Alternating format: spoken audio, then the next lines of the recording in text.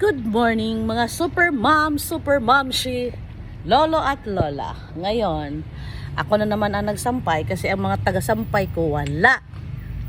Pumunta sila sa kabilang bahay namin sa Kainta. Doon sila nag-overnight kagabi. Kasi nga, di ba summer na. Wala na silang mga pasok. Aba, iniwan ako ng mga walang hiya. Sabi ko, maiwan yung isa ba? Di pa iwan.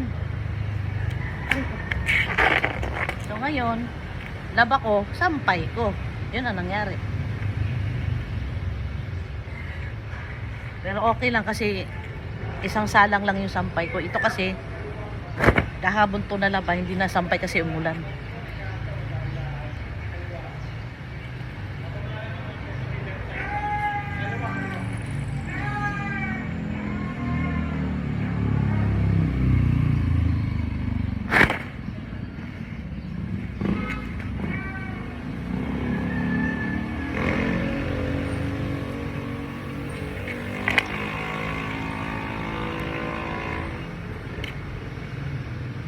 Ito, ginamit to ng anak ko nung nag-thesis sila. Oy guys, second thesis ng anak ko, 94% ang nakuha nilang grade.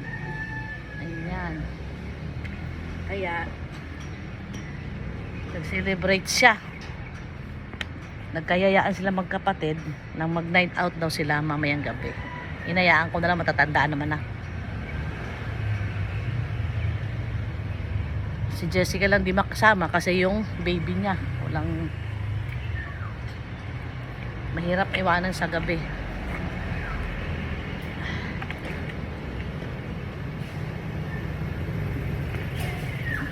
Yan, tapos na ang pagsasampay ko guys kasi tirang sampay lang naman to kagabi. Yan, so ito pa nahulog, i-handwash ko pa to, nahulog. Hi Tyra, good morning Tyra. How are you, Tyra? Why are you so lonely, Tyra?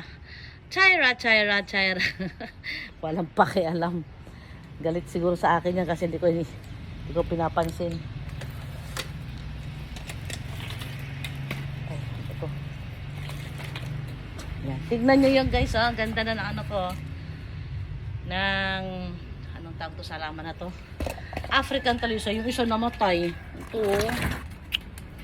Namatay siya, hindi ko alam bakit siya namatay.